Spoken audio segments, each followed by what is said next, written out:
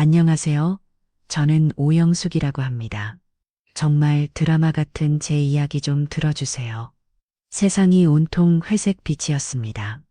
국화꽃 향인지 향냄새인지 모를 부연 연기만이 장례식장을 가득 메우고 있었어요.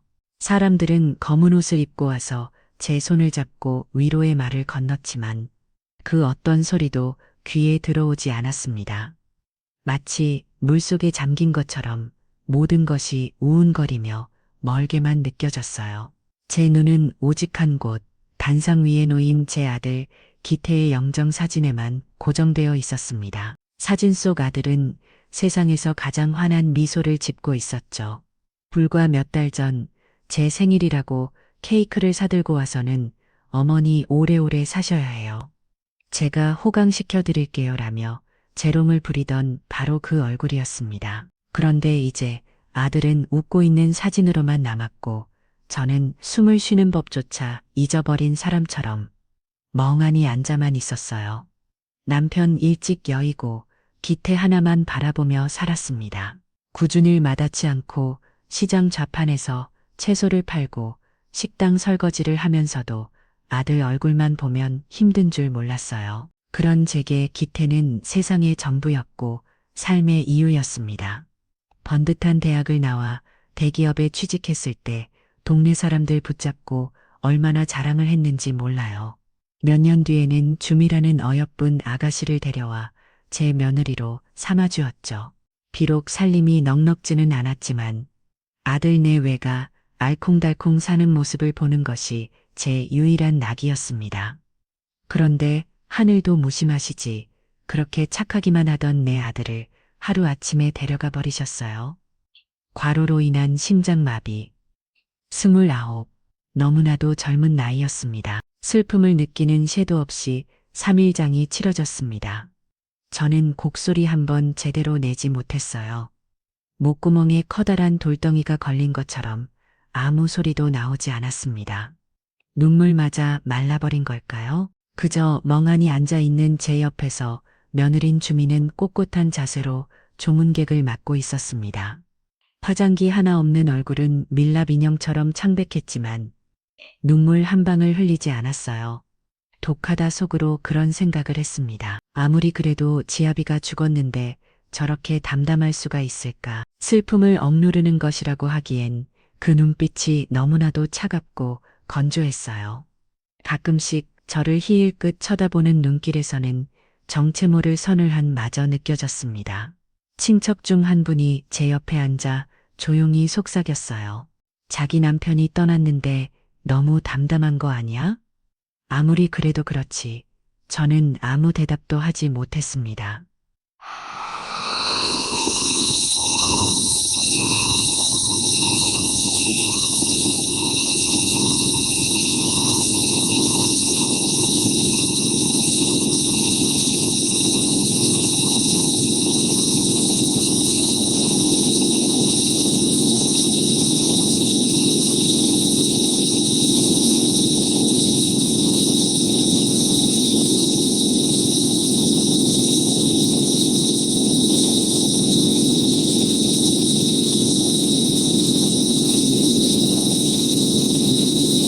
남편이 죽었으니 이제 이 집안은 끝이라고 저 늙은 시어미를 어떻게 떨고 낼까?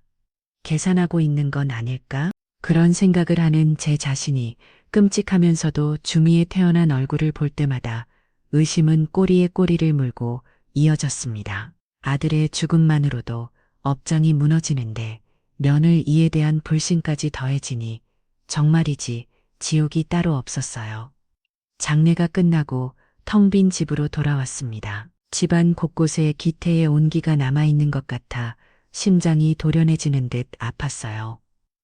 현관에 놓인 아들의 구두, 소파에 아무렇게나 벗어 던져진 양복상에 욕실에 걸린 칫솔까지. 모든 것이 그대로인데 아들만 없었습니다.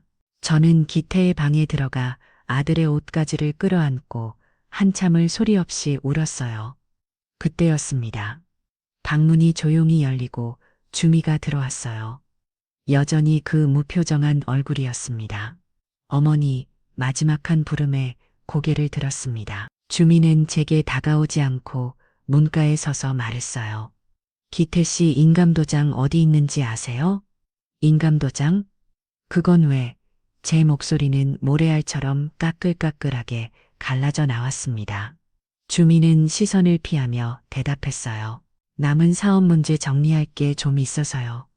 거래처에 줄 돈도 있고 마무리해야 할 서류들이 있어요. 사업이라니 기태가 회사를 그만두고 작은 무역회사를 차린다고 했을 때 저는 말렸습니다. 안정적인 직장 놔두고 왜 굳이 고생길로 가냐고요. 하지만 아들은 자신의 힘으로 성공해서 저를 호강시켜 주겠다며 고집을 부렸어요. 그 후 로 사업이 잘 안 된다는 이야기는 얼핏 들었지만 이렇게 갑자기 세상을 떠날 줄은 꿈에도 몰랐습니다. 경황이 없는 와중에 사업 정리라는 말을 들으니 정신이 번쩍 드는 것 같기도 했어요. 하지만 아들의 죽음으로 인한 충격이 너무 커서 무언가 깊이 생각할 여력이 없었습니다. 안방 서랍에 있을 게다 두 번째 서랍. 저는 힘없이 대답했습니다. 주민은 내 어머니하고 짧게 대답하고는 안방으로 들어갔어요.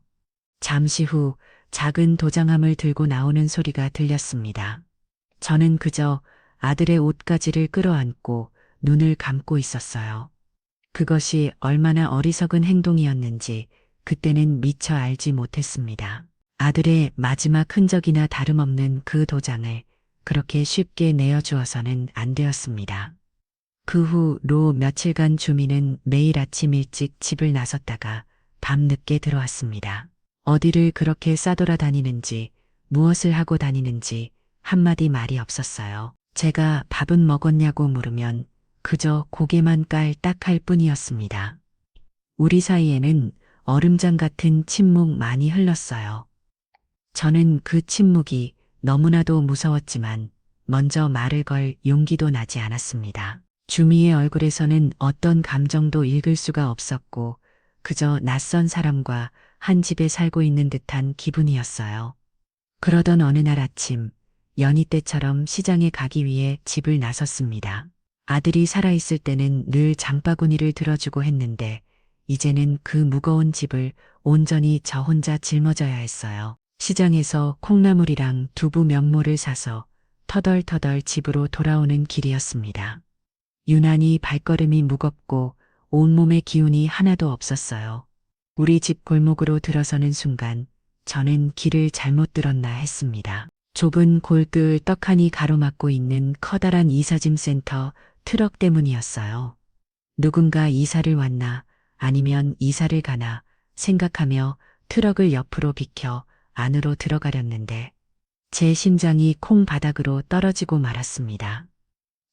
트럭 짐칸으로 옮겨지고 있는 것이 다름 아닌 제 집의 낡은 소파와 기태아비가 손수 만들어 주었던 오래된 장식장이었기 때문입니다. 낯선 사내들의 땀 흘리는 등 뒤로 활짝 열린 우리 집 대문 안쪽이 휑하게 보였어요. 머릿속이 하얗게 비어버렸습니다. 제가 다가가자 냉장고를 옮기던 사내 하나가 저를 위아래로 훑어보면 알았어요. 할머니, 여기 사시는 분이에요.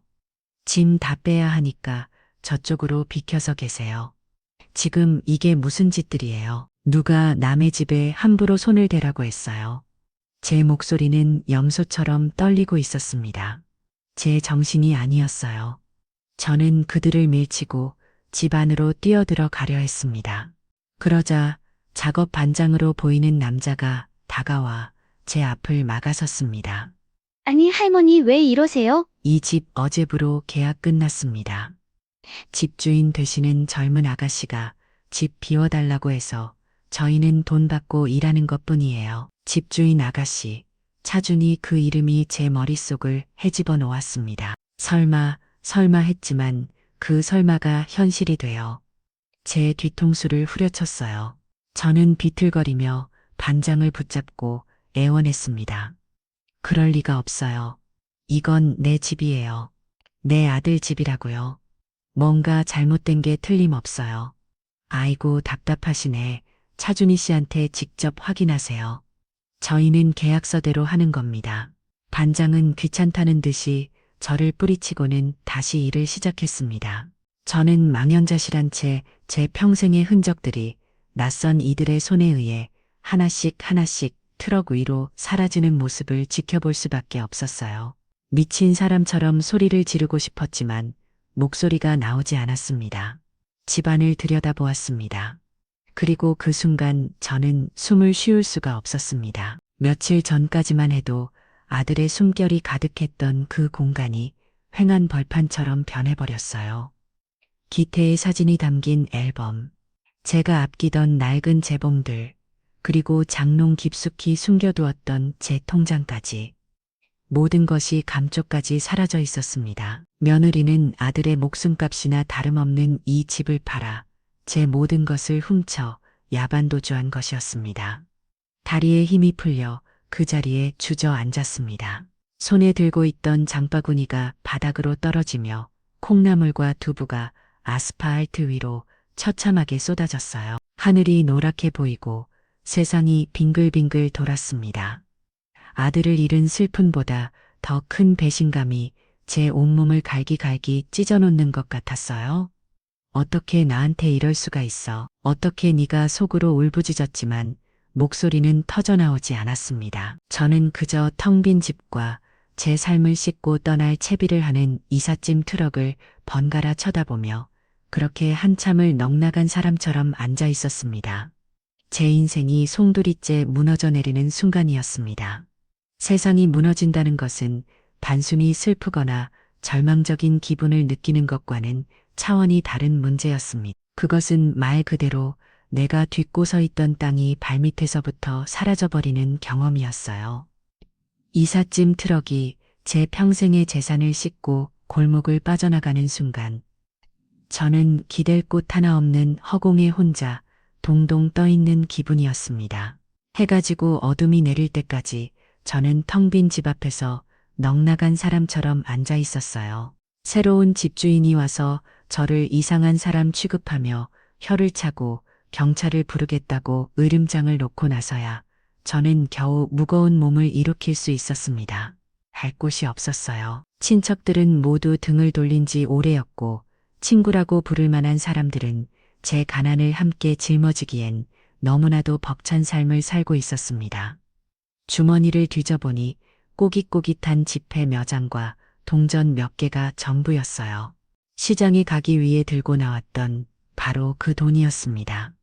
그 돈으로 저는 근처 허름한 여인숙에 가장 싼 방을 얻었습니다. 문을 열자마자 퀴치한 곰팡이 냄새가 코를 찔렀고 창문도 없는 작은 방에는 누렇게 변색된 벽지와 삐걱거리는 나무 침대 하나가 전부였죠. 이불에서는 낯선 사람의 땀 냄새가 나는 것 같아 차마 몸을 눕힐 수가 없었어요.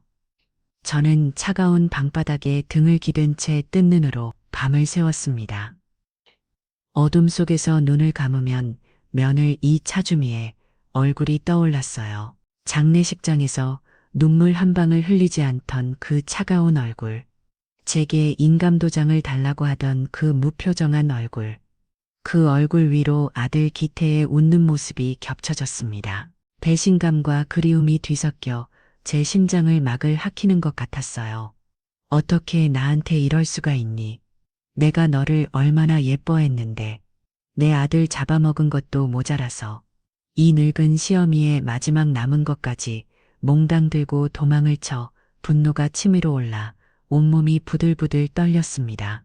복수해야 해요. 저를 이렇게 비참하게 만든 그 아이를 반드시 찾아내 죗값을 치르게 해야 했습니다. 그것이 제가 다시 살아갈 유일한 이유가 될 것 같았어요. 다음 날 저는 제정신을 겨우 붙들고 경찰서로 향했습니다. 며느 일을 사기죄로 신고해야 했어요.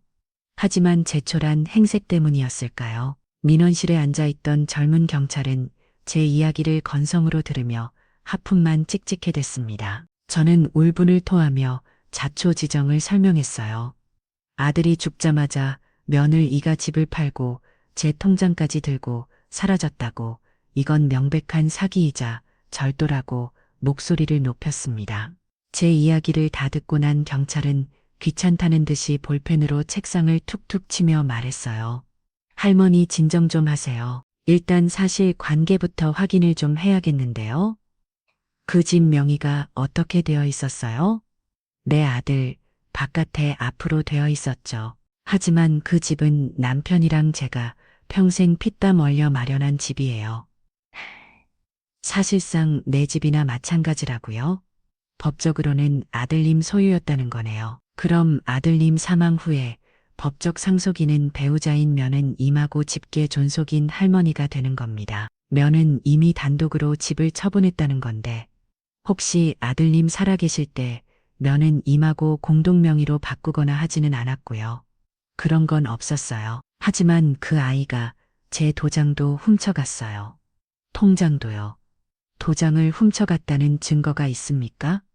할머니가 직접 건네주셨을 수도 있는 거잖아요. 통장도 마찬가지고요. 그 안에 있던 돈을 면은 이미 인출해 갔다는 증거가 있어야 해요. CCTV 영상이라도 있습니까? 경찰의 기계적인 질문에 저는 말문이 막혔습니다. 증거라니요. 냉면 가족끼리 도장을 주고받는데 무슨 증거가 필요하며 장롱 속에 넣어둔 통장을 면을 이가 가져갔다는 걸 어떻게 증명할 수 있단 말입니까? 제 답답한 표정을 읽었는지 경찰은 한숨을 푹 쉬며 결론을 내렸습니다. 할머니, 이건 그냥 가족 간의 재산 다툼으로 보여요. 면은 이미 할머니를 협박해서 재산을 빼야 사갔다는 증거가 없는 이상 형사사건으로 접수하기는 좀 어렵습니다. 인사로 소송을 거셔야 할 문제 같은데요. 민사소송이라니 당장 내일 먹을 밥 한 끼를 걱정해야 하는 체지에 변호사를 사서 소송을 할 돈이 어디 있겠습니까? 법이라는 것은 저처럼 힘없고 돈 없는 사람에게는 너무나도 멀고 높은 벽과 같았어요. 저는 결국 아무런 소득도 없이 경찰서 문을 나설 수밖에 없었습니다. 절망감이 온몸을 무겁게 짓눌렀어요. 이제 정말 기댈 곳 하나 없다는 사실이 뼈저리게 느껴졌습니다. 여인숙 방세라도 벌어야 했기에 저는 다음 날부터 일자리를 찾아 나섰습니다. 나이 많은 저를 써주는 곳은 없었어요. 그러다 겨우 쪽방촌 근처의 허름한 국밥집에서 설거지 일자리를 구했습니다. 하루 종일 허리 한번 펴지 못하고 뜨거운 물에 손을 닦고 그릇을 닦았어요. 손가락 마디마디가 통통 붓고 밤이 되면 욕심거렸지만 꼭 참았습니다. 이렇게라도 버텨야 했어요. 며느리를 찾아 복수하기 전까지는 절대로 쓰러질 수 없었습니다. 그렇게 며칠이 지났을까요?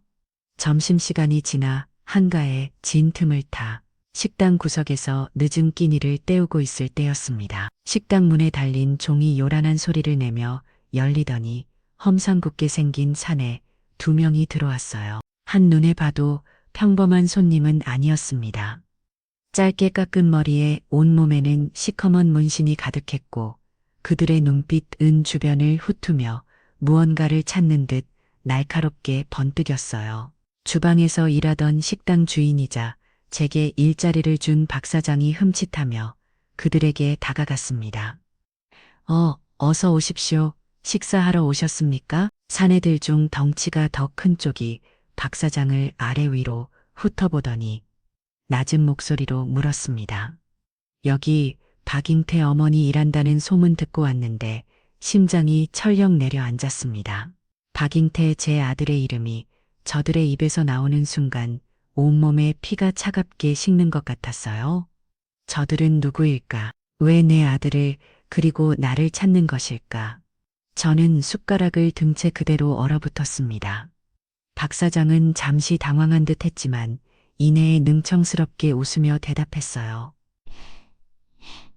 박잉태 어머니요? 누구요? 우리는 그런 사람 없는데 사람 잘못 찾아오신 거 아닙니까? 이봐, 사장.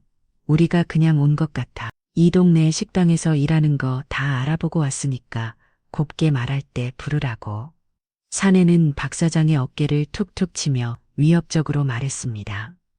그 순간 박 사장의 눈이 저와 마주쳤어요. 저는 저를 향해 눈을 한번 찡긋하더니 재빨리 주방 쪽을 턱으로 가리켰습니다. 뒷문으로 도망치라는 신호였어요. 저는 무슨 영문인지도 모른 채 벌벌 떨리는 다리를 겨우 움직여 주방으로 향했습니다. 심장이 미친 듯이 뛰고 숨이 턱까지 차올랐어요. 아, 그 할망구. 며칠 일하다가 허리 아프다고 그만뒀어요. 여기 저 다른 동료로 일자리 알아보러 간다고 하던데, 아이고, 내가 사람 하나 잘못 들여서 아주 골치가 아픕니다. 박 사장의 과장된 목소리가 등 뒤로 들려왔습니다. 저는 쿵쿵거리는 가슴을 안고 뒷문으로 빠져나와 식당 뒤편의 좁은 골목으로 몸을 숨겼어요. 쓰레기통 옆에 웅크리고 앉아 숨을 죽였습니다. 잠시 후 사내들이 욕설을 내뱉으며 식당에서 나오는 것이 보였어요. 사람 성가시개군에 그 늙은 여우 잘도 빠져나가 내일 다시 와보지 뭐. 이 동네 바닥을 떠나진 못했을 테니 그들은 그런 말을 주고받으며 골목을 빠져나갔습니다. 저는 그들이 완전히 사라지고 나서도 한참 동안 그 자리에서 움직일 수가 없었어요. 몸의 힘이 쭉 빠져나갔습니다. 박 사장 덕분에 위기를 모면됐지만 공포는 사라지지 않았어요. 저자들은 누구이며 대체 왜 저를 찾는 것일까요? 아들의 죽음이 단순히 과로사가 아닐지도 모른다는 끔찍한 예감이 엄습해왔습니다. 며느리가 사라진 것과 저 험악한 사내들이 저를 찾는 것 사이에 무언가 연결고리가 있는 것이 분명했어요. 저는 더 이상 이곳에 머물 수 없다는 것을 직감했습니다. 그날 밤 저는 박 사장에게 고맙다는 인사도 제대로 전하지 못한 채 제 모든 것을 버려두고 또다시 도망치듯 그곳을 떠나야만 했습니다. 지옥의 문턱에 한 발짝 더 다가선 기분이었습니다. 밤새도록 걸었습니다. 어디로 가야 할지 목적지도 없었어요. 그저 저를 찾아온 험악한 산 애들에게서 최대한 멀리 벗어나야 한다는 생각뿐이었습니다. 낡은 운동화 밑창이 다달아 발바닥에서는 불이 나는 것 같았지만 멈출 수가 없었어요. 동이틀 무렵 저는 어느 낯선 도시에 버스터 미널 대합실 의자에 쓰러지듯 몸을 누였습니다. 며칠간의 충격과 공포 그리고 피로가 한꺼번에 몰려와 정신을 잃다시피 잠이 들었어요. 얼마나 잤을까요? 주변의 소란스러운 소리에 눈을 떴습니다. 퀴난 눈으로 주변을 둘러보니 제 옆에 놓아두었던 작은 가방이 보였어요. 그 가방은 집에서 쫓겨났던 날 경황이 없는 와중에도 아들의 채취라도 맡고 싶어 무작정 챙겨나왔던 기태의 낡은 스포츠 가방이었습니다. 또 안에는 아들이 입던 낡은 티셔츠 몇 장과 속옷까지가 전부였죠. 혹시 돈이 들 만한 것이라도 들어있을까 하는 헛된 기대로 가방을 열었습니다. 옷가지를 다 꺼내고 가방 안을 샅샅이 뒤졌지만 나오는 것은 먼지뿐이었어요. 실망감에 가방을 팽개치렸던 순간 손끝에 무언가 딱딱하고 낯선 감촉이 느껴졌습니다. 방 안쪽에 낡은 천이 뜯어진 부분, 그 안쪽 깊숙한 곳에 무언가 숨겨져 있었어요. 손을 넣어 그것을 끄집어냈습니다. 여러 번 접혔꾸기, 꾸깃꾸깃 태진 종이 한 장이었어요. 조심스럽게 종이를 펼치는 순간 저는 숨을 멈췄습니다. 차용증. 큼지막하게 박힌 글자 아래로 제 눈을 의심하게 하는 내용들이 빼고하게 적혀 있었습니다. 채무자 박희대, 채권자 황만식. 그리고 채무액은 1월 건 1월 기라는 숫자를 보는 순간 머릿속에 아찔해졌어요. 우리 식구가 평생 만져보지도 못할 만큼 큰 돈이었습니다. 기태가 제 아들이 대체 왜 이런 큰 빚을 졌단 말입니까? 떨리는 눈으로 차용증을 계속 읽어내려갔습니다. 이자는 월 10% 연체 시에는 원금의 2배를 변제한다. 말도 안 되는 조건들이었습니다. 그리고 차용증의 가장 마지막 부분에서 저는 결국 비명을 지를 뻔했습니다. 채무자 박희대의 이름 옆에 일 벌건 피로 물든 것 같은 엄지손가락 지장이 선명하게 찍혀 있었기 때문입니다. 온몸이 사시나무처럼 떨려왔습니다. 이것은 단순한 빈문서가 아니었어요. 아들의 목숨을 담보로 한 지옥의 계약서였습니다. 아들이 과로사로 죽었다는 병원의 진단이 머릿속에서 산산조각 났습니다. 아냐, 내 아들은 살해당한 것일지도 몰라. 이 끔찍한 빚 때문에 그동안 제가 믿어왔던 모든 것이 뿌리부터 흔들리는 기분이었습니다. 며느리, 이 주미가 도망친 것도, 그 건달들이 저를 찾아온 것도, 모든 퍼즐 조각이 이 피 묻은 차용증 하나로 맞춰지는 것 같았어요. 저는 차용증에 적힌 채권자의 이름, 황만식이라는 세 글자를 미친 사람처럼 중얼거렸습니다. 이 사람을 찾아야 해요. 이 사람을 찾아가서 모든 진실을 알아내야 했습니다. 저는 낡은 가방을 다시 둘러매고 터미널을 나섰습니다. 이제 제게는 뚜렷한 목표가 생겼어요. 황만식 혹은 황 사장이라는 사람을 찾는 것은 생각보다 어렵지 않았습니다. 세상의 모든 어두운 돈이 모인다는 도시의 한 사채 시장, 그곳의 상인들에게 돈 몇 푼을 쥐어주며 묻자 그들은 모두 약속이나 한 듯이 고개를 저으며 질색했습니다. 할머니, 그 양반은 왜 차지수, 엮여서 좋을 거 하나 없는 인간인데, 황 사장. 아이고, 그 인간한테 잘못 걸리면 뼈도 못 추려요. 돈을 받기 위해서라면 무슨 짓이든 하는 피도 눈물도 없는 사람이라는 소문이 파다한 양반인데, 웬만하면 그냥 잊어버리셔. 상인들의 말을 들을수록 등골이 오싹해졌습니다. 제 아들이 대체 무슨 생각으로 그런 악마 같은 인간에게 돈을 빌렸던 것일까요? 저는 포기하지 않았습니다. 며칠간 시장 주변을 맴돌며 황 사장의 사무실이 어디인지 수소문했어요. 마침내 낡은 상과 건물의 꼭대기층에 자리한 그의 사무실을 알아낼 수 있었습니다. 황금 파이낸스라는 번지르르한 간판을 달고 있었지만 그 안에서 어떤 끔찍한 일들이 벌어질지 상상만 해도 소름이 끼쳤어요. 저는 차마 사무실 안으로 들어갈 용기가 나지 않았습니다. 그저 건물 맞은 편히 어두운 골목에 숨어 사무실 창문만 멍하니 바라볼 뿐이었어요. 며칠을 그렇게 보냈을까요? 그날도 어김없이 골목에 숨어 있는데 황 사장의 사무실에서 며칠 전 국밥집에서 마주쳤던 바로 그 건더들이 나오는 것이 보였습니다. 저는 저도 모르게 몸을 움츠렸어요. 그들은 건물 아래로 내려와 담배에 불을 붙이며 자기들끼리 이야기를 나누기 시작했습니다. 바람을 타고 그들의 대화가 제 귀에 희미하게 들려왔어요. 아, 근데 진짜 그때 박기태만으로. 아, 그 여자 보통 내기가 아니더라. 한 녀석이 담배 연기를 길게 뿜으며 말했습니다. 제 심장이 콩 내려앉았어요. 왜? 뭐가? 아니, 지서방 죽고 우리가 찾아갔을 때 말이야. 보통 여자 같았으면 놀라서 기절하거나 울고 불고 난리를 쳤을 거 아니야. 근데 그 여자는 눈 하나 깜짝 안 하더라니까. 오히려 우리를 빨리 쳐다보는데, 와, 그 눈빛이 얼마나 섬뜩하던지.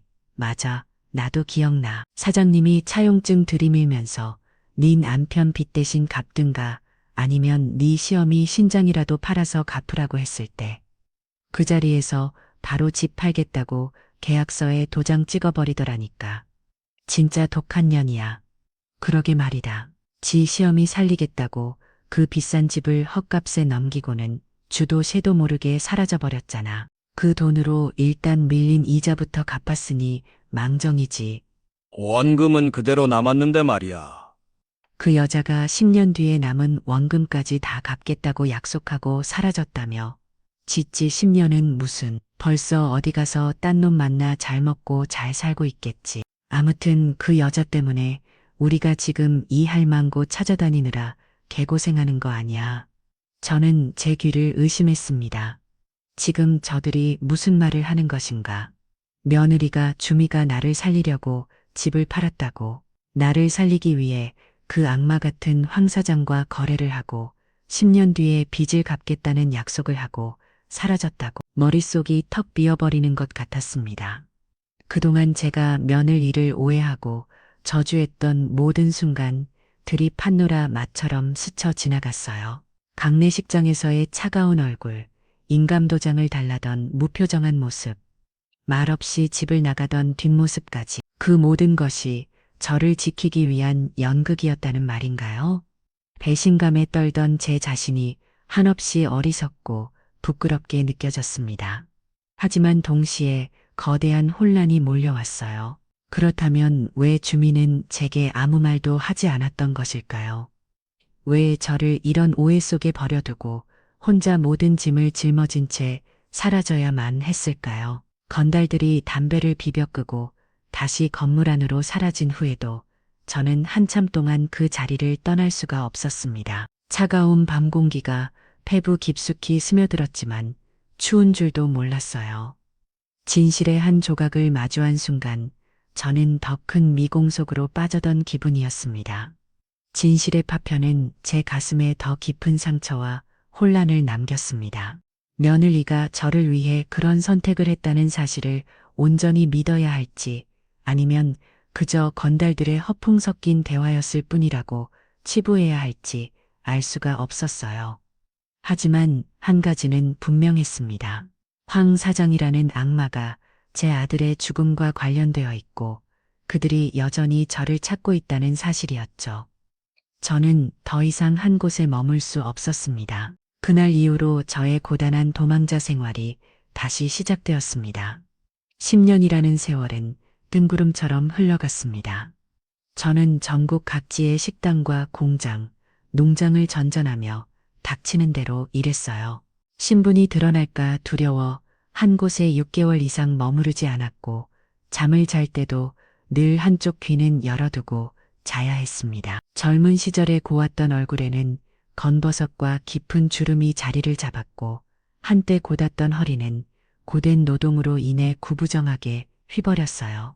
며느리에 대한 분노와 원망은 기나긴 세월 속에서 서서히 묻어져 갔습니다.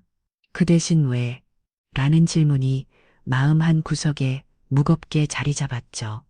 왜 내 아들은 그런 끔찍한 빚을 져야 했으며 왜 내 며느리는 그런 극단적인 선택을 했을까? 그 질문에 대한 답을 찾지 못한 채 저는 그저 하루하루를 기계처럼 살아낼 뿐이었습니다. 그러다 제 나이가 60을 훌쩍 넘었을 무렵 저는 서울의 남대문 시장에 흘러들게 되었습니다.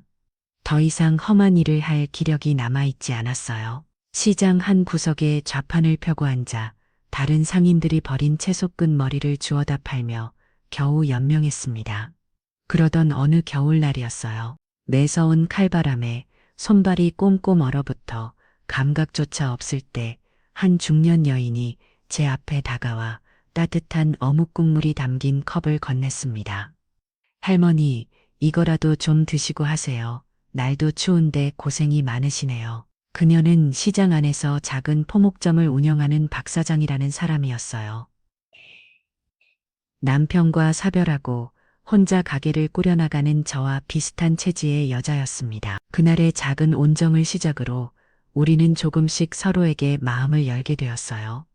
박 사장은 오갈 데 없는 제 사정을 딱하게 여겨 자신의 가게 한편에 작은 공간을 내었습니다. 제가 젊었을 때의 재봉틀을 곧잘 다뤘다는 이야기를 듣고는 낡은 재봉틀을 하나를 구해다 주며 손님들의 옷 수선 일이라도 해보라고 했죠. 그렇게 저는 남대문 시장의 한 구석에 제자리를 얻게 되었습니다. 수선일이 많지는 않았지만 적어도 매일 밤 추위에 떨며 길거리에서 잠을 청하지 않아도 된다는 사실만으로도 감사했어요. 박 사장은 무욕도 했지만 속정이 깊은 사람이었고 주변 상인들 역시 관발하면서도 저를 오 여사님이라 부르며 살갑게 대해져 왔습니다. 10년 만에 처음으로 저는 사람 사는 온기를 느끼며 조금씩 안정을 찾아갔어요. 이제 건달들이 저를 찾아낼 일도 없으리라.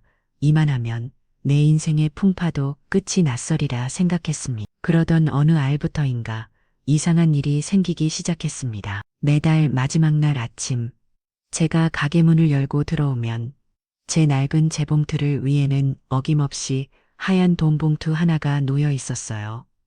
처음 봉투를 발견했을 때 저는 심장이 덜컥 내려앉았습니다. 황 사장의 수하들이 저를 찾아내고는 저를 시험하기 위해 돈을 두고 간 것이라고 생각했어요. 너무 무서워서 그 돈에 손도 대지 못하고 박 사장에게 이야기했습니다. 박 사장은 시장 경비실에 신고까지 해주었지만 CCTV에는 의심스러운 인물이 전혀 찍히지 않았어요. 이상하네, 누가 이런 장난을 치는 거지. 오 여사님, 혹시 잃어버린 자식이라도 있어요? 아니면 숨겨둔 빚이라도 박 사장의 농담 섞인 말에 저는 애쓰어서 보였지만 마음은 편치 않았습니다. 하지만 돈 봉투는 다음 달에도 그 다음 달에도 어김없이 나타났어요. 봉투 안에는 늘 빚박은 5만 원 건, 지폐의 10장 50만 원이 들어 있었습니다. 제게는 너무나도 큰 돈이었어요. 몇 달간 손도 대지 않고 모아두었던 돈을 저는 결국 쓰기 시작했습니다. 지긋지긋하던 무릎 통증 때문에 병원에도 가고 평생 처음으로 제 돈을 주고 따뜻한 겨울 웬투도 한 번 사입었어요. 누가 보내는 돈일까? 밤에 잠자리에 누우면 그 생각뿐이었습니다. 그러다 문득 잊고 있던 한 사람의 얼굴이 떠올랐습니다. 차준이, 내 며느리. 아니야, 그럴 리가 없어. 그 아이가 내 소식을 어떻게 알고 설령 안다고 해도 왜 나에게 돈을 보내겠어. 저는 고개를 저으며 헛된 생각을 지워버리려 했었습니다. 하지만 한 번 피어오른 생각에 싹은 쉽게 사라지지 않았어요. 혹시, 정말 혹시라도 주미가 그 아이가 약속을 지키기 위해 어딘가에서 악착같이 돈을 벌고 있는 것은 아닐까. 그리고 나를 잊지 않고 이렇게 몰래 나를 돌보고 있는 것은 아닐까. 터무니없는 상상이라는 것을 알면서도 제 마음 한 구석에서 희미한 온기가 피어오르는 것을 막을 수는 없었어요. 다음 달 마지막 날 저는 돈 봉투를 손에 쥐고 한참을 망설였습니다. 그리고는 조심스럽게 봉투를 열어 그 안에 든 지폐의 냄새를 맡아보았어요. 각 인쇄된 듯한 빽빽한 종이 냄새. 그 냄새 속에서 저는 아주 희미하게 남아 10년 전 며느리에게서 났던 비누 향기를 떠올렸습니다.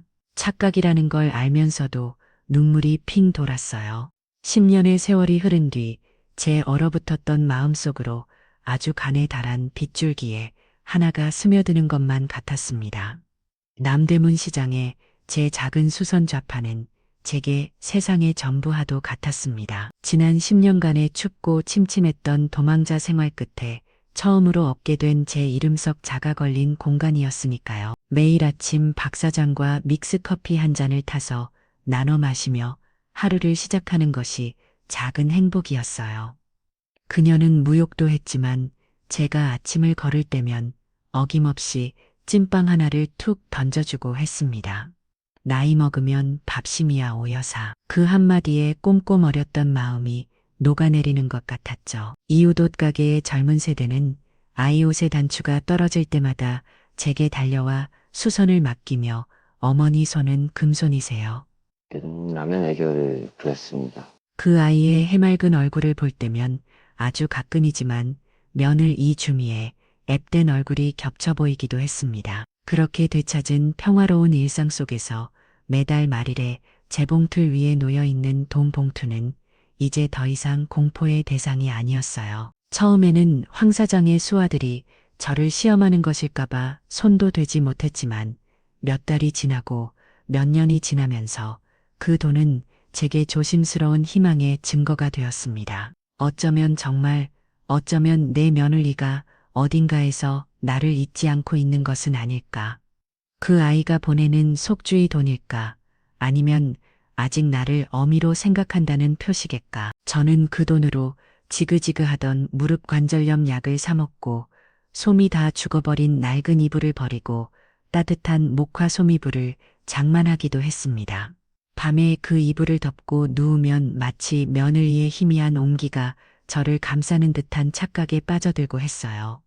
저는 이 작고 소박한 행복이 부딪게 지지 않기를 간절하고 또 간절하게 바랐습니다. 하지만 악몽은 언제나 가장 평화로운 순간에 가장 잔인한 얼굴로 다시 찾아오는 법이었습니다. 그날도 연희대와 다름없는 평범한 오후였어요. 단골 손님의 양복바지 기장을 꼼꼼하게 줄여 다림질까지 막 마친 참이었습니다. 만족스러운 제 표정을 보며 손님이 고맙다고 꾸벅 인사를 하고 돌아서었죠. 저는 흐뭇한 미소를 지으며 다음 일감을 집어들었어요. 바로 그때였습니다. 늘 시끌벅적하던 시장의 활기찬 소음이 순간 파도가 갯바위에 부딪혀 부서지듯 끊겼습니다. 이상한 정적이었어요. 생선을 팔던 옆가게, 아줌마의 외침도 떡볶이 가게에서 들려오던 아이들의 웃음소리도 모두 잦아들었습니다. 불길한 예감에 고개를 들자 제 좌판 위로 길고 검은 그림자가 드리워져 있었습니다. 그들이었습니다. 10년 전 국밥집에서 마주쳤던 바로 그 건달들. 세월의 흐름에 그들의 얼굴도 주름이 패고 머리에는 흰서리가 내렸지만 그 눈빛만은 여전히 범처럼 차갑고 끈질겼습니다. 그리고 그들의 중심에는 전보다 훨씬 더 두툼해진 몸집에 값비싸 보이는 양복을 입은 한 남자가 서 있었어요. 황만식. 제 아들을 죽음으로 몰고 간 그 악마가 10년의 세월을 뛰어넘어 제 눈앞에 다시 나타난 것입니다. 그의 구두는 먼지 하나 없이 반짝였고 그 구두가 남대문 시장의 더러운 바닥을 덮고 서 있는 모습은 그 자체로 섬뜩한 이질감을 자아냈습니다. 주변 상인들이 겁에 질려 슬금슬금 자리를 피했고 가게 안에서 이 광경을 본 박 사장이 놀라 제게 달려오려 했지만 눈치 빠른 건달 하나가 팔을 뻗어 그녀의 앞을 막아섰습니다. 아줌마는 끼어들지 마시, 험한 꼴 보기 싫으면 나지마한 협박에 박 사장의 얼굴이 하얗게 질렸어요. 황 사장은 제 좌판 앞에 놓인 작은 플라스틱 의자에 보란듯이 걸터 앉았습니다. 의자가 그의 육중한 몸을 이기지 못하고 삐걱거리는 소리를 냈어요. 그는 제 낡은 재봉틀을 손가락으로 툭 건드리며 낮은 목소리로 말했습니다. 오영숙 할머니 오랜만이네. 내가 말했지. 이 바닥 춥다고. 이런 시장 구석탱이에서 바늘 질이나 하면서 벌레처럼 숨어 살고 있었구먼. 내가 보내주는 용돈은 잘 썼어. 마지막 말에 제 심장이 덜컥 내려앉았습니다. 매달 제게 돈을 보내준 사람이 바로 이 악마였다는 말인가요? 저를 희망으로 고문하고 제 일거수일투족을 감시하고 있었다는 생각에 온몸에 털이 곤두섰습니다.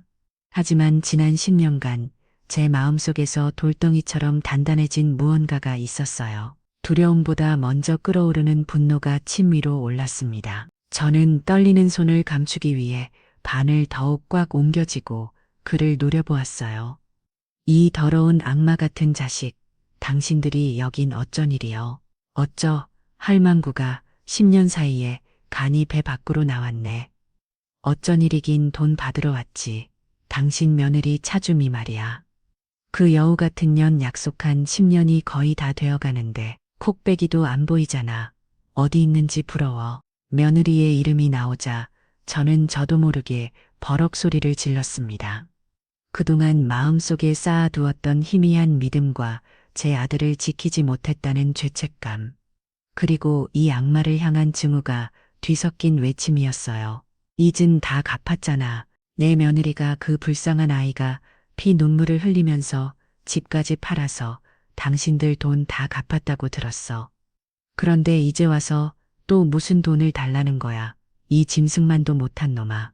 제 말에 황 사장의 입꼬리가 비틀리며 기괴한 비웃음이 터져나왔습니다. 그는 마치 세상에서 가장 재미있는 코미디를 보는 사람처럼 한참을 어깨를 들썩이며 웃더니 갑자기 웃음기를 싹 거두고 정색하며 제게 얼굴을 가까이 들이밀었어요. 그의 입에서 풍경 나오는 역한 담배 냄새와 고기 국물 냄새에 헛구역질이 날 것 같았습니다. 가파, 할망구, 아직도 그렇게 순진한 소리를 하는 걸 보니 세상 물정을 한참 모르나 보네. 잘 들어. 내가 오늘 할망구를 위해 특별히 경제 교육을 시켜줄 테니까. 당신의 그 똑똑하고 불쌍한 며느리가 판 집감. 그깟 풍도로는 10년 전에 산더미처럼 불어나 있던 연체의 이자를 겨우 막은 것뿐이야. 알겠어. 우리가 어떤 사람들인데 고작 집 한 채 팔아서 빚을 탕감해 줄 것 같아. 그건 그냥 앞으로 10년간은 조용히 있을 테니 그동안 죽어라 돈 벌어서 다시 가져와 라는 뜻으로 받아준 슈어맨십이었다고. 황 사장은 잠시 말을 끊고 제 반응을 살폈습니다. 저는 그가 하는 말이 도저히 이해가 되지 않아 멍한 표정으로 그를 쳐다볼 뿐이었어요. 그는 혀를 차며 말을 이었습니다. 아이고 답답해. 사채라는 게 뭔지 몰라. 이자는 이자를 낳고 그 이자는 또 다른 이자를 낳는 거야. 하지만 원금, 리아들이 빌려간 그 1억 원이라는 씨앗은 이자 따위와는 상관없이 땅속 깊은 곳에서 무릉무릉 자라고 있는 거라고 절대 없어지지 않아. 그 똑똑한 며느리가 10년간 갚은 건 그 나무에서 떨어진 썩은 나뭇잎 몇 개를 주운 것뿐이야. 정작 거대한 나무는 지난 10년간 더 크고 더 흉측하게 자라났지. 이제 그 나무를 뿌리째 뽑아야 할 시간이 온 거고 원금은 그대로 남아있다고요. 그 말은 주미가 저를 위해 자신의 모든 것을 팔아넘긴 그 처절한 희생이 그저 잠시 시간을 벌기 위한 임시 방편에 불과했다는 뜻이었습니다.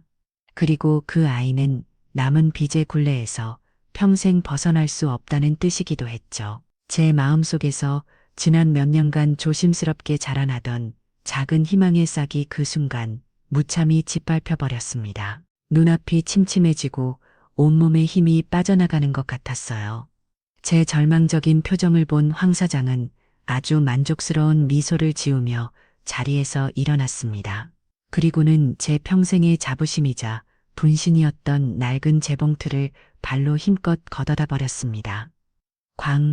아는 괴름과 함께 재봉들이 바닥으로 나뒹 굵고 수선하려고 쌓아두었던 옷가지와 오색 찬란한 실타래들이 사방으로 흩어졌어요. 마치 제 삶이 산산조각 나 흩어지는 것 같았습니다. 박 사장이 아는 비명을 지르며 달려오려 했지만 건달들이 그녀를 거칠게 밀천의 벽에 부딪히게 만들었습니다. 황 사장은 바닥에 주저앉아 어쩔 줄 몰라 하는 제 맥살을 거칠게 옮겨지고 이륙려 세웠습니다. 제 늙고 병든 몸은 종이장처럼 속수무책으로 끌려 올라갔어요. 그 여자가 했던 약속. 이제 딱 4월 남았어.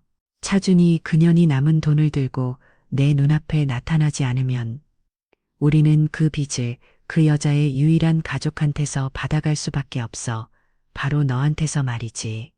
황 사장의 눈이 탐욕으로 번뜩였습니다. 그는 제 귀에 대고 범처럼 속삭였어요. 10년 전에는 그냥 곱게 안 끝날 거라고만 경고했지만 이자가 이렇게 불었으니 이제는 각오 단단히 해야 할 거야. 요즘은 늙은 몸통 어리도 쓸 때가 많다던데 어때 할망고. 네 몸으로 직접 죽은 아들 빚 한번 갚아볼 텐가. 내가 아주 돌이킬 수 없는 방법으로 깨끗하게 정산해 줄게. 끔찍한 말에 온몸의 힘이 쭉 빠져나갔습니다. 이것이 끝이구나. 아들을 잃고 면을 이에게 버린 박구 10년을 도망다닌 내 인생의 마지막이 결국 이렇게 짐승만도 못한 놈들의 손에 조각나는 것이구나.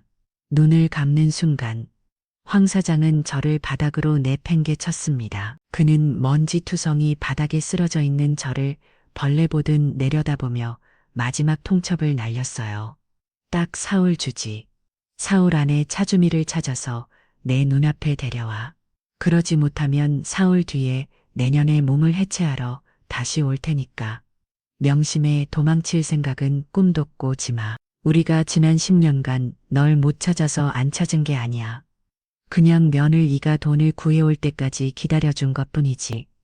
또 다시 도망치면 이번엔 땅 끝까지라도 쫓아가서 훨씬 더 고통스럽게 만들어줄 테니 그 말을 남기고 황 사장과 건달들은 유유의 시장을 빠져나갔습니다. 제 좌판은 아수라장이 되어 있었고 저는 차가운 바닥에 쓰러진 채 믿음도 할 수 없었어요.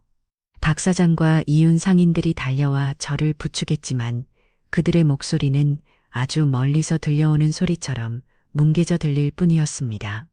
사울, 사울, 사울, 사울, 사울, 사울, 사울, 사울, 사울, 사울, 사울, 사울, 사울, 사울, 사울, 사울, 사울, 사울. 사진도 모르는 며느리를 어떻게 찾을 수 있겠습니까? 저는 그저 가게 구석에 놓인 작은 간이 침대에 송장처럼 누워 얼룩진 천장을 몽환히 바라보며 죽음의 시간을 기다릴 뿐이었습니다. 잠이 들면 황 사장이 칼을 들고 저를 쫓아오는 악몽에 시달렸고 잠에서 깨면 차가운 현실이 저를 기다리고 있었어요. 박 사장은 제 갯들 그림자처럼 지켰습니다. 지혜는 제 손을 잡고 울면서 경찰에 신고하자고 시장 상인들에게 다 알리고 사람들을 모아 함께 맞서 싸우자고 애원했어요. 오 여사 정신 차려. 전환들이 아무리 악독해도 대낮에 시장 한복판에서 사람을 해치기야 하겠어. 우리가 다 지켜보고 있는데 다 같이 똘똘 뭉쳐서 막아내자. 응, 하지만 저는 힘없이 고개를 저었습니다. 그 악마 같은 자들이 어떤 사람들인지 알기에 다른 사람들을 제 일에 끌어들이고 싶지 않았어요. 저 하나로 좋겠습니다. 괜히 저를 돕다가 박 사장이나 다른 상인들까지 해코지를 당하게 될까봐 두려웠습니다. 저는 박 사장이 끓여다 준 죽을 한 숟가락도 넘기지 못했어요. 입안이 바싹 말라 모래를 씹는 것 같고 모든 음식에서 흙냄새가 나는 것 같았습니다. 멍하니 누워있는 동안 아들 기태의 얼굴이 떠올랐다가 사라지고 그 위로 주미의 얼굴이 겹쳐졌어요. 그 아이는 지금 어디서 무엇을 하고 있을까? 아직 살아는 있을까? 이 모든 사실을 알고 나 있을까? 아니, 어쩌면 나를 찾아올 황 사장을 피해 어디론가 멀리 도망쳐 버렸을지도 모릅니다. 그럴수록 제 마음은 더욱 깊은 절망의 늪으로 빠져들었습니다. 약속한 사흘째 되는 날, 시장에는 아침부터 팽팽한 긴장감이 감돌았습니다. 저는 밤새 한숨도 잊지 못했어요. 새벽녘에 일어나 주섬주섬 제 옷 중에서 가장 깨끗한 옷으로 갈아입었습니다. 마치 제 자신의 장례식을 준비하는 기분이었어요. 마지막으로 박 사장의 얼굴이나 한 번 더 봐야겠다는 생각에 밖으로 나가자 시장의 분위기는 평소와 완전히 달랐습니다. 그날따라 손님도 거의 없었고 상인들은 모두 제 좌판 쪽을 흘끗거리며 불안한 기색을 감추지 못했어요. 그들의 동정 어린 시선이 오히려 제 가슴을 더욱 아프게 찔렀습니다. 마침내 점심시간이 지났을 무렵 그들이 나타났습니다. 지난번보다 더 많은 수의 건달들을 대동한 황 사장은 마치 사형 집행을 하러 온 저승사자처럼 위풍당당하게 시장 안으로 걸어 들어왔어요. 그는 제 좌판 앞에서 죽음을 기다리는 제인 보드처를 격렬의 눈빛으로 내려다보았습니다. 자, 약속한 사흘이 지났는데 우리 이쁜 며는 입은 어디에 모셔두셨나 할만구. 마지막 기회를 줬는데도 결국 허튼 수작을 부렸구먼. 저는 대답할 기운도 없었습니다. 그저 눈을 감고 마지막 순간을 기다렸어요. 기태야, 이 못난 어미가 이제 너를 따라가는구나. 미안하다. 정말 미안하다. 황 사장은 혀를 차며 수하들에게 눈짓했습니다. 번장한 사내 2명이 다가와 제 양팔을 짐짝처럼 거칠게 붙잡아 이륙였어요. 질질 끌려가는 제 모습을 보며 박 사장이 안 돼. 이 사람들아, 제발 하고 울부짖으면 달려들었지만 다른 건달에게 가로막혀 바닥에 나뒹굴고 말았습니다. 시장의 모든 사람들이 공포에 질려 그 광경을 지켜보고만 있었어요. 이제 정말 끝이구나. 제 몸이 시장 입구 쪽으로 반쯤 끌려나갔을 때였습니다. 바로 그 순간이었습니다. 시장의 시끄러운 소음 속으로 이질적이고도 부드러운 엔진 소리가 미끄러지듯 들어왔습니다. 시장 입구에 눈이 부실 정도로 번쩍이는 검은색 세단 한 대가 소리 없이 멈췄었어요. 시장 좌판과는 도저히 어울리지 않는 너무나도 고급스럽고 말끔한 차였습니다. 건달들의 행동이 순간 멈췄고 황 사장을 포함한 시장의 모든 사람들의 시선이 그 차에 쏠렸습니다. 제 흐릿한 시야 속으로 그 검은 차의 형체가 마치 다른 세상에서 온 신기로처럼 아른거렸습니다. 운전석 문이 열리고 말끔한 검은 양복을 입은 남자가 내려서 뒷좌석 문을 깍듯하게 열었습니다. 그리고 차 안에서 한 여자가 천천히, 아주 천천히 내렸습니다. 차준이 제 며느리였습니다. 하지만 그 모습은 제가 기억하던 10년 전에 그 아이가 아니었어요. 수백만 원은 좋게 넘어 보이는 고급스러운 검은색 명품 정장을 입고 있었습니다. 단정하게 틀어올린 머리와 전문가의 손길이 닿은 듯한 옅은 화장을 한 얼굴은 얼음 조각처럼 차가웠고 그 눈빛에서는 감히 누구도 범접할 수 없는 위엄과 권위가 느껴졌어요. 주민은 제게는 눈길 한번 주지 않은 채 또가 거리는 구두 소리를 내며 황 사장을 향해 똑바로 걸어왔습니다. 그 당당하고 흐트러지 없는 발걸음에 길을 막고 있던 건달들이 저도 모르게 슬금슬금 양옆으로 비켰었습니다. 마치의 홍해를 가르는 기적처럼 주미가 걷는 길은 저절로 열렸습니다. 주미는 제 팔을 붙잡고 있던 건달들과 그 뒤에 서 있는 황 사장 앞에 멈춰 섰습니다. 그리고는 얇은 입술을 열어 얼음장처럼 차가운 목소리로 말했어요. 그만하시죠, 황 사장님. 그 목소리에는 두려움이나 망설임 따위는 한치도 없었습니다.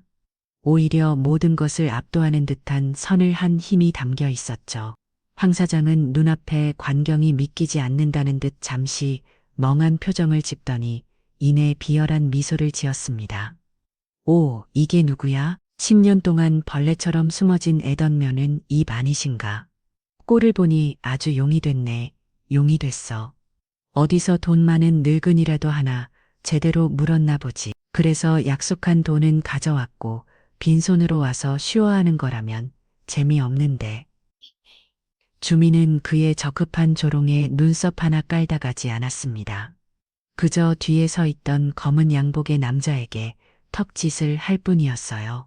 남자는 들고 있던 커다랗고 묵직한 서류 가방을 황 사장의 발밑에 툭 던졌습니다. 가방이 열리면서 안을 가득 채우고 있던 5만 원권 돈다발들이 폭포수처럼 쏟아져 나왔어요. 원금 1억, 그리고 지난 10년간의 복리이자까지 법정 최고 2위로 정확하게 계산해서 넣어두었습니다. 한 푼도 틀리지 않을 테니 세어보시죠. 이걸로 우리 사이의 모든 거래는 깨끗하게 끝입니다. 황 사장의 눈이 탐익으로 번들거렸습니다. 그는 수하들에게 눈짓했고 건덜들은 개걸스럽게 달려들어 바닥에 쏟아진 돈을 걸어 모으기 시작했어요. 시장 한복판에서 벌어지는 기이한 광경에 모든 상인들이 숨을 죽이고 지켜보고 있었습니다. 제 팔을 잡고 있던 건덜들도 어느새 저를 놓아주고 돈다발에 정신이 팔려 있었어요. 잠시 후 돈 계산을 마친 건달 하나가 황 사장에게 달려와 떨리는 목소리로 고개를 끄덕였습니다. 돈이 정확하다는 보고를 받은 황 사장은 만족스러운 듯이 가방을 닫았습니다. 그는 주미를 향해 씩 웃어 보였어요. 그래, 약속은 지켰네. 아주 훌륭해. 하지만 이미 늦었어. 이 할망구는 우리가 좀 데려가서 교육을 시켜야겠다. 면을 이 교육을 어떻게 시켰기에 시어미를 이고탱을 시켜. 그가 다시 제게 손을 뻗으려던 순간이었습니다. 주미가 한 발짝 앞으로 나서며 그의 앞을 막았었어요. 그녀의 눈빛이 칼날처럼 날카로워졌습니다. 황 사장님, 약속은 돈을 갚는 것이었고 저는 그 약속을 지켰습니다. 채무 관계는 이걸로 완벽하게 소멸됐어요. 그런데도 여기서 한 발짝이라도 더 움직이시거나 저분의 머리카락 한 올이라도 건드린다면 그때는 채무가 아니라 형사사건으로 다시 만나게 될 겁니다. 당신이 지난 20년간 저질러온 모든 불법 행위들의 증거자료, 지금 제 변호사 사무실에 안전하게 보관되어 있거든요. 오늘 당신은 이 시장을 걸어서 나가지 못하게 될 수도 있다는 뜻입니다. 주미의 목소리는 마지막했지만 그 안에는 강철 같은 의지가 담겨 있었습니다. 황 사장은 코웃음을 쳤지만 주미의 뒤연에서 나타난 덩치 큰 검은 양복의 사내 몇 명을 보고는 얼굴이 굳어졌어요. 그는 잠시 주미와 저를 번갈아 쳐다보더니 결국 아우 재수 없어 하고 욕설을 한번 내뱉고는 돈 가방을 들고 돌아서 버렸습니다. 건달들도 허둥지둥 그의 뒤를 따라 사라졌어요. 폭풍이 휩쓸고 지나간 것처럼 시장에는 다시 정적이 찾아왔습니다. 모든 상황이 끝나고 나서야 주민은 천천히 제게로 몸을 돌렸습니다. 10년 만에 제대로 마주한 면을 예의 얼굴. 그 얼음 같던 표정이 저를 보는 순간 서서히 아주 서서히 무너져 내리기 시작했어요. 단단하게 닫혀있던 그 눈가에 투명한 물기가 차오르는 것이 보였습니다. 주민은 제 앞으로 다가와 아무 말 없이 제 앞에 무릎을 꿇었습니다. 시장 바닥에 더러운 흙먼지 위로 그 비싸 보이는 정장 치마가 끌리는 것도 알아보타지 않았어요. 그리고는 지난 10년간 제가 그토록 듣고 싶었던, 그리고 그토록 원망했던 그 목소리로 본물 터지듯 터져나오는 울음을 삼키며 말했습니다. 어머니, 너무 늦어서, 너무 늦게 와서 정말 죄송해요. 그 한마디에 제 안에 10년간 어너리져 있던 모든 것이 한꺼번에 무너져 내렸습니다. 며느리 예의 어깨는 지난 10년의 세월을 말해 주듯 가늘게 떨리고 있었습니다. 저는 아무 말도 하지 못하고 그저 무릎 꿇은 주미의 머리 위만 멍하니 내려다볼 뿐이었어요. 주변을 둘러싸던 상인들이 웅성거리기 시작했고 박 사장이 울면서 달려와 제 손을 잡고 주미를 일으켜 세우려 했습니다. 아가, 일어나. 이게 무슨 짓이야? 오 여사 괜찮아? 하지만 주미는 꼼짝도 하지 않았습니다. 마치 시장 바닥에 뿌리라도 내린 것처럼 그녀는 제 앞에 엎드려 울기만 했어요. 잠시 후 주미는 붉게 충혈된 눈으로 저를 올려다보더니 제 손을 조심스럽게 잡아 일으켰습니다. 그리고는 저를 이끌고 검은 세단으로 향했어요. 저는 아무런 저항도 하지 못한 채 넋이 나간 사람처럼 주미에게 이끌려 차에 올랐습니다. 차에 타기 전 박 사장이 걱정스러운 얼굴로 제게 다가와 속삭였어요. 오 여사, 저와 가시 정말 며느님 맞아. 이 감어. 무슨 일 있으면 꼭 연락해야 해. 저는 그저 고개를 한번 끄덕여주는 것밖에 할 수가 없었습니다. 주미는 운전기사에게 박 사장을 가리키며 마지막이 말했어요. 저분께는 저희 쪽에서 따로 연락드리고 충분히 보상해드리세요. 그동안 감사했다고 꼭 전해드리고요. 그 말 한마디에서 제가 알던 주미와는 전혀 다른 낯선 사람의 모습이 느껴졌습니다. 차가 미끄러지듯 출발하고 남대문 시장의 익숙한 풍경이 뒤로 멀어져 갔습니다. 차 안은 너무나도 조용했어요. 주미는 창밖만 바라보고 있었고 저는 그런 며느리의 옆 얼굴을 흘깃흘깃 쳐다볼 뿐이었습니다. 10년이라는 시간은 주미에게서 애 때문을 완전히 앗아간 대신 낯선 우아함과 얼음 같은 단단함을 남겨놓았어요. 하지만 창문에 비친 그 아이의 얼굴은 어딘지 모르게 위태로 꼭 금방이라도 부서져 내릴 것처럼 지쳐 보였습니다. 그 침묵은 단순한 어색함이 아니었어요. 10년이라는 까마득한 세월이 만들어낸 건널 수 없는 강과 같은 침묵이었습니다. 차가 멈춘 곳은 제가 평생 텔레비전 드라마에서나 보자던 서울 시내의 초호화 호텔 앞이었습니다. 현관에 차가 멈추자 영화에서나 보던 제복을 입은 직원이 달려와 깍듯하게 문을 열어주었어요. 저는 어리둥절한 채로 주미를 따라 호텔 안으로 들어섰습니다. 발이 푹푹 빠질 것 같은 푹신한 카페, 거울처럼 반짝이는 대리석 바닥, 천장에는 수천 개의 다이아몬드처럼 빛나는 거대한 샹들리에가 눈부신 빛을 쏟아내고 있었어요. 이곳은 제가 지난 10년간 살아온, 아니 평생을 살아온 세상과는 완전히 다른 별세계 같았습니다. 주미는 그런 저를 이끌고 전용 엘리베이터에 올랐다고 가장 꼭대기층의 한 객실문 앞에서 멈춰 섰습니다. 카드를 대자 묵직한 문이 소리 없이 열리고 제 눈앞에 믿을 수 없는 광경이 펼쳐졌습니다. 거질만 해도 제가 살던 쪽방 수십 개는 좋게 들어갈 만큼 넓었고 한쪽 벽면을 가득 채운 커다란 통유리창 너머로는 해질녘 서울의 풍경이 거대한 그림처럼 펼쳐져 있었어요. 모든 가구는 만지기만 해도 닳아 없어질 것처럼 고급스러웠고 모든 물건들은 제가 감히 가격을 상상할 수도 없을 만큼 귀해 보였습니다. 주미는 그런 저를 거실 소파에 조심스럽게 앉히고는 제 앞에 따뜻한 김이 피어오르는 차를 한 잔 내려놓았습니다. 한참의 침묵이 흘렀어요. 저는 먼저 무슨 말을 꺼내야 할지 알 수가 없었습니다. 궁금한 것이 산더미 같았지만 목구멍에 커다란 돌덩이가 걸린 것처럼 아무 말도 나오지 않았어요. 지난 10년간 주미를 원망하며 수없이 되냈던 그 모진 말들은 막상 그 아이를 마주하니 차마 입 밖으로 떨어지지 않았습니다. 침묵을 깬 것은 주미였습니다. 그녀는 맞은편 소파에 앉아 제 눈을 똑바로 바라보며 물었습니다. 어머니, 지난 10년 동안 많이 원망하셨죠? 저를 죽이고 싶을 만큼 미워하셨을 거예요. 당연해요.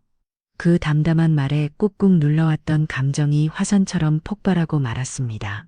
원망 정도인 줄 아니. 나는 네가 내 아들 목숨값 들고 도망친 줄 알았어. 이 늙은 시엄이 길바닥에 나한테 하고 혼자 어디서 잘 먹고 잘 살겠다고 떠난 줄 알았다고. 그런데 오늘 그것도 뭐니?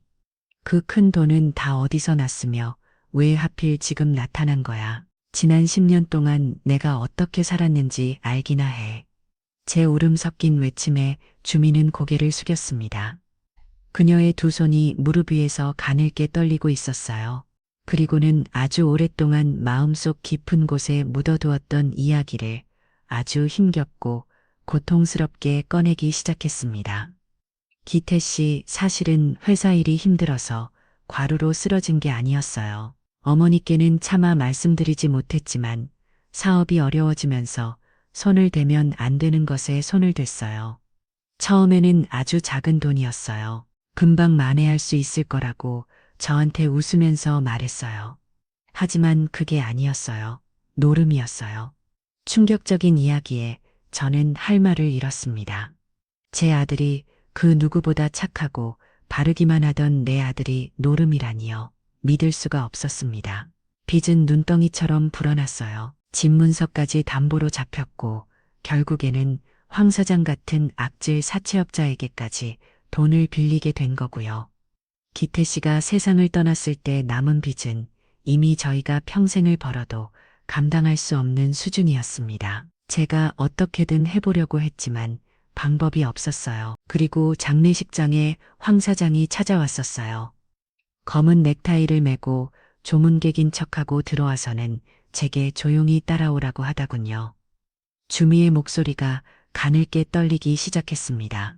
그녀는 마치 10년 전 그날로 돌아간 듯 공포에 질린 표정을 짓고 있었어요. 장례식장 뒤편의 어두운 복도에서 그 사람이 제게 차용증을 보여주더군요. 그러면서 어머니 이야기를 꺼냈어요.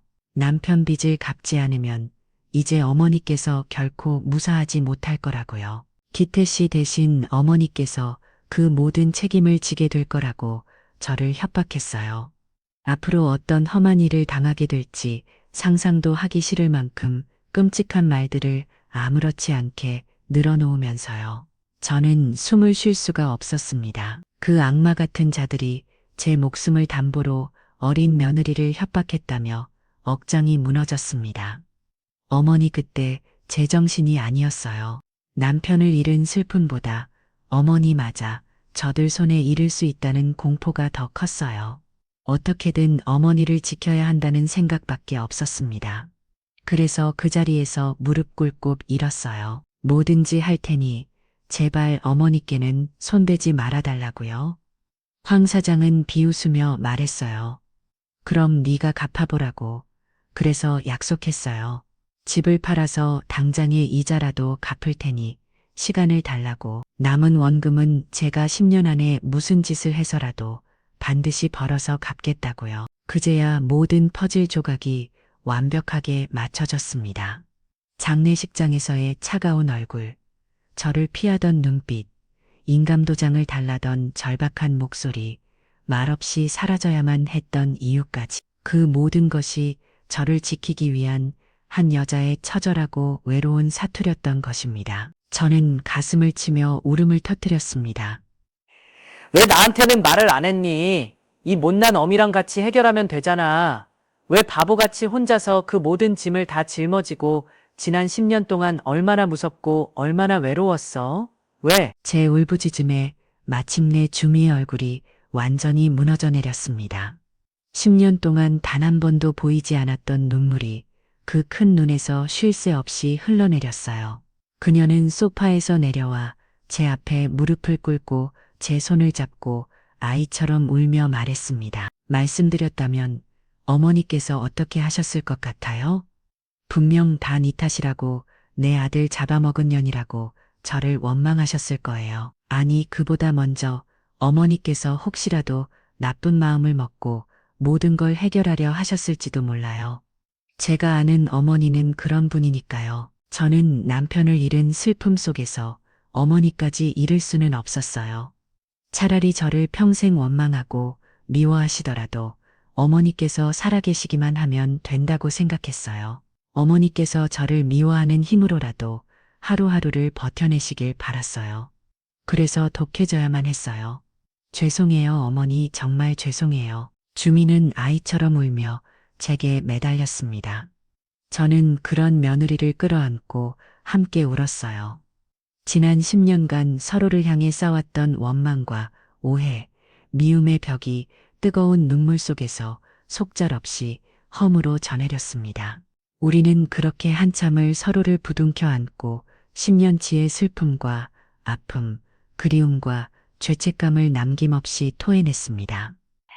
차가운 호텔 스위트로만 해서 비로소 저희 두 사람의 얼어붙었던 시간은 다시 흐르기 시작하고 있었습니다. 지난 10년간의 억겁 같던 시간이 거짓말처럼 호텔 스위트로만 해서의 밤은 짧고도 길었습니다. 우리는 밤새 서로의 이야기를 꺼내놓고 울고 또 울었습니다. 눈물이 마를 때쯤이면 다시 서로의 얼굴을 보고 울음이 터져나왔어요.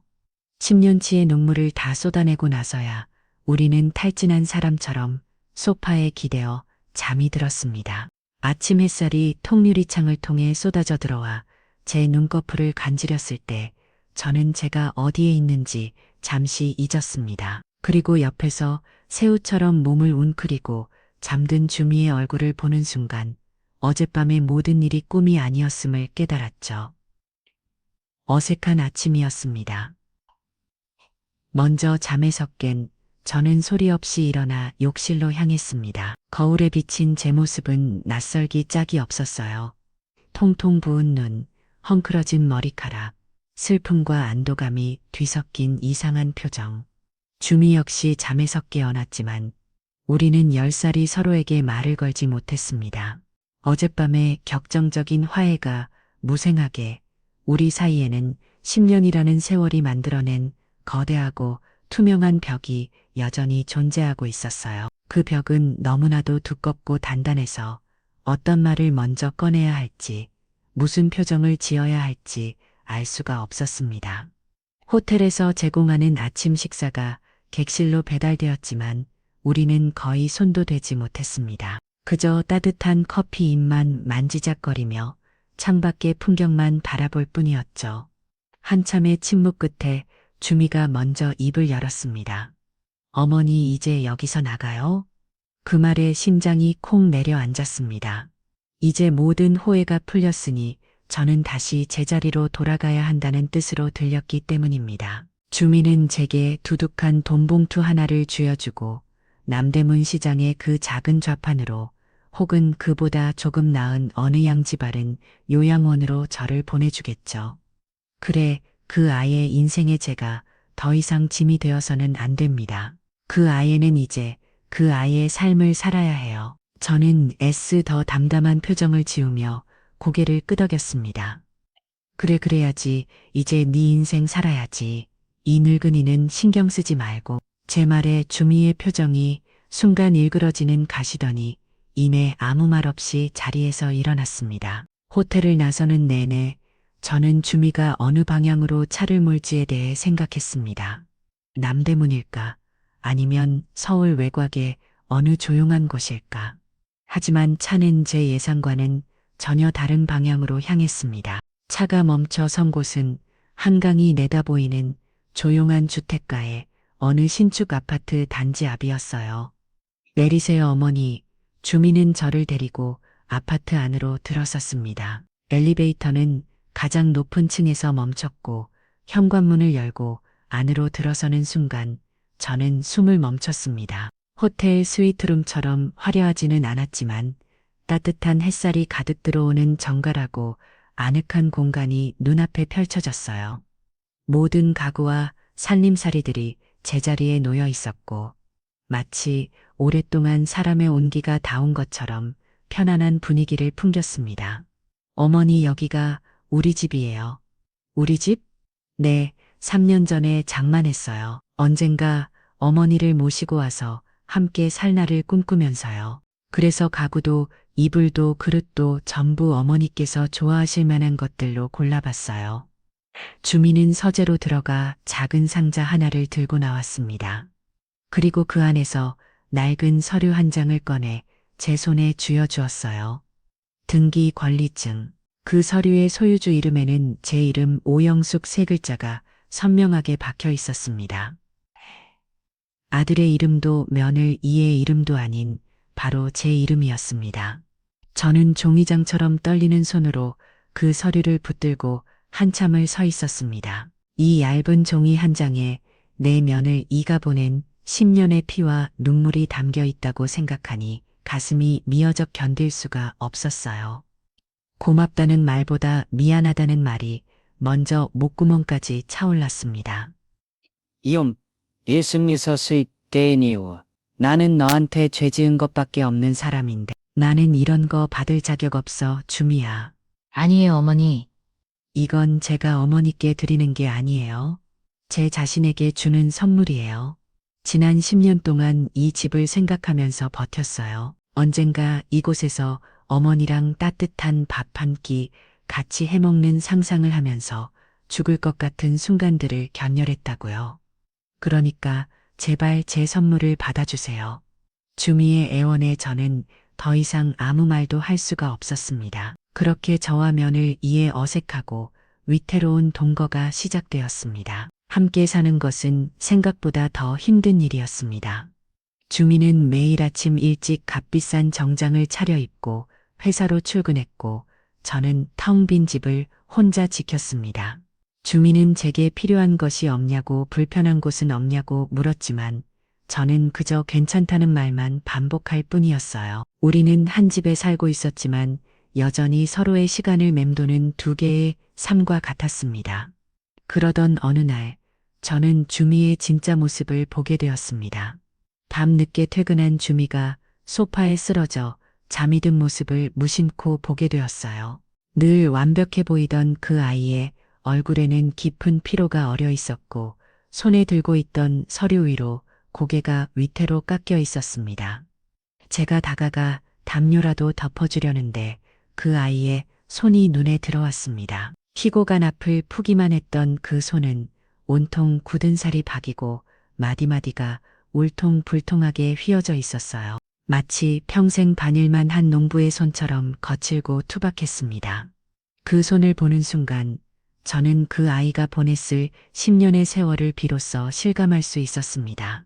저 손으로 얼마나 많은 짐을 나르고 얼마나 많은 밤을 새우며 재봉틀을 돌리고 얼마나 많은 상자를 포장했을까요? 또 어떤 날은 서재를 청소하다가 우연히 낡은 상자 하나를 발견했습니다. 상자 안에는 주미의 지난 10년이 담긴 사진들이 들어 있었어요. 동대문 시장의 비족은 좌판 앞에서 컵라면으로 끼니를 때우는 모습, 산더미 같은 옷들 사이에서 쪽잠을 자는 모습, 낡은 컴퓨터 앞에서 밤을 새우며 무언가를 열심히 공부하는 모습. 사진 속 주미는 지쳐 있었지만 그 눈빛만은 놀라울 정도로 형형하게 빛나고 있었습니다. 저는 그 사진들을 한 장 한 장 넘겨보며 소리 없이 눈물을 흘렸습니다. 그날 저녁, 주미는 큰 마음을 먹고 저를 위해 저녁을 준비하겠다며 주방으로 들어갔습니다. 하지만 평생 일만 하느라 요리 한번 제대로 해본 적 없는 그 아이가 만든 음식은 엉망진창이었습니다. 스테이크는 새까맣게 타버렸고 수프는 밋밋하기 짝이 없었어요. 주미는 잔뜩 기대했을 제 앞에서 어쩔 줄 몰라 하며 울상이 되었습니다. 그 모습을 보니 갑자기 웃음이 터져 나왔어요. 그리고 그 아이도 저를 따라 멋쩍게 웃기 시작했습니다. 결국 우리는 타버린 스테이크를 앞에 두고 찬장에 있던 컵라면에 물을 부어 마주 앉아 먹었습니다. 후루룩거리는 라면 소리만이 거실을 채웠지만 이상하게도 그 순간은 제가 지난 10년간 겪었던 그 어떤 순간보다도 따뜻하고 편안하게 느껴졌어요. 며칠 뒤 저는 더 이상 주미가 사오는 음식이나 배달 음식을 먹고 있을 수만은 없다고 생각했습니다. 이른 아침 저는 주미가 남겨두고 간 카드를 들고 아파트 상가마트로 향했어요. 그리고는 낯설기만 한 마트에서 한참을 헤맨 끝에 된장과 두부 에어박 몇 개를 사들고 집으로 돌아왔습니다. 오랜만에 들어서는 주방은 낯설었지만 제 몸은 50년간 해왔던 일들을 기억하고 있었어요. 멸치로 국물을 내고 된장을 풀고 쑥덩, 쑥덩선, 채소와 두부를 넣어 보글보글 찌개를 끓였습니다. 제가 예전에 기태와 주미에게 자주 끓여주던 바로 그 된장찌개였습니다. 저녁이 되어 주미가 지친 얼굴로 퇴근했습니다. 현관문을 열자마자 퍼지는 구수한 된장찌개 냄새에 그 아이의 발걸음이 우뚝 멈췄어요. 어머니, 이게 무슨 냄새예요? 어여워서 앉아 밥 먹자. 저는 아무렇지 않은 척 말하며 식탁을 차렸습니다. 주미는 멍한 표정으로 식탁에 앉아 제 앞에 놓인 된장찌개를 한참 동안 말없이 바라보았어요. 그리고는 조심스럽게 숟가락을 들어 찌개 한 숟가락을 떠서 입으로 가져갔습니다.